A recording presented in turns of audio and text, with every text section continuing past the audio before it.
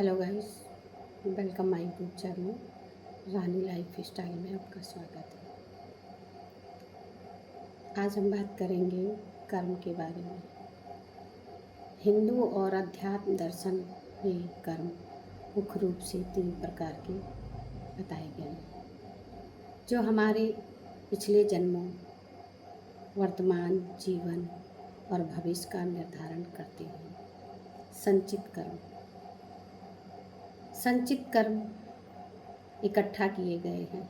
ये आपके द्वारा पिछले सभी जन्मों में किए गए अच्छे और बुरे कर्मों का कुल योग है, वही खाता है, जो एक आत्मा के साथ हमेशा जुड़े रहती है। इसीलिए हमें अपने कर्मों पर अटेंशन रखना चाहिए।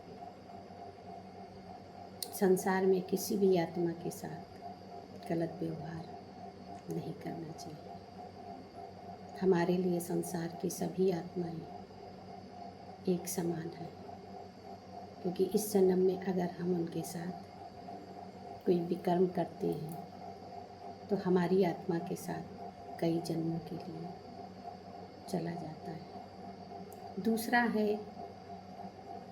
प्रारब्ध कर्म, भाग्य। यह आपके संचित कर्मों का वह हिस्सा है जिसे आप इस वर्तमान जन्म में भुगत रहे हैं, जिसका फल आपको मिल रहा है। इसे ही भाग्य माना जाता है। कर्मों के बीच में परमात्मा कुछ नहीं करते। आपके जो कर्म आपके द्वारा किए जाते हैं उसमें परमात्मा हस्तक्षेप नहीं करता। इसलिए अपने कर्मों पर हमें विशेष ध्यान देना चाहिए, अटेंशन रखना चाहिए।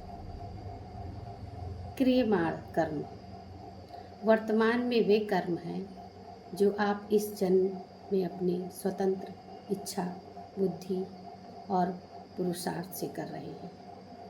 इसका प्रभाव आपके भविष्य का निर्माण करता है।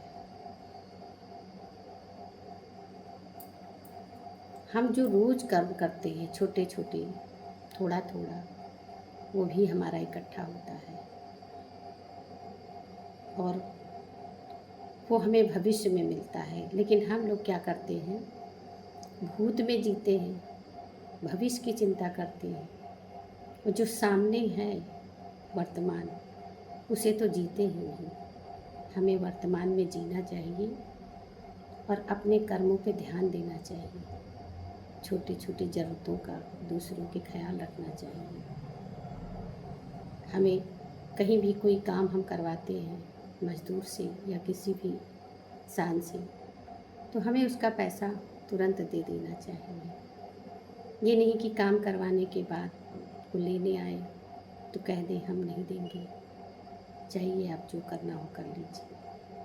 महात्मा बुद्ध ने कहा, मजदूरों के पसीने सूखने से पहले उनकी मजदूरी दे देना चाहिए। यही है जो हमारा कर्म बिगाड़ता है। किसी रिक्शे वाले का पैसा काट लेना, सब्जी वाले का काट लेना, या छोटी छोटी चीज़ों में मजदूरी, घर में काम करवाना, फिर पैसे ना देना, ये सब हमारे विक्रम बनते हैं और इकट्ठा होते हैं और फिर हमको भोगना पड़ता है अपने कर्म। इसलिए छोटी छोटी चीज़ों में हमें ध्यान देना चाहिए। परमात्मा ने इस जन्म में बहुत कुछ दिया है आपको, सबको। अगर उसमें से हम थोड़ा थोड़ा भी दूसरों को दे दे रहे हैं उसके हिस्से का, तो हमारा कर्म श्रेष्ठ बनेगा। हमें अपने कर्म पर ध्यान दे के श्रेष्ठ कर्म करने चाहिए। श्रेष्ठ कर्म हमारा भविष्य भी बनता है और साथ में हमारी आत्मा के साथ कई जन्म जन्म तक चलता रहता है। और ये ही कर्म हैं जो हमारे साथ जाते हैं। धन दौलत तो यही सब रह जाता है, लेकिन हम अगर किसी के लेन देन में गलती करते हैं तो वो हमारे साथ जाता है। समय रहते अपने लेन देन का हिसाब चुकता कर देना चाहिए। जितनी जल्दी अपने लेन देन का हिसाब आप चुकता करेंगे उतना ज़्यादा हल्के रहेंगे। वीडियो पसंद आई लाइक शेयर कमेंट जरूर करें।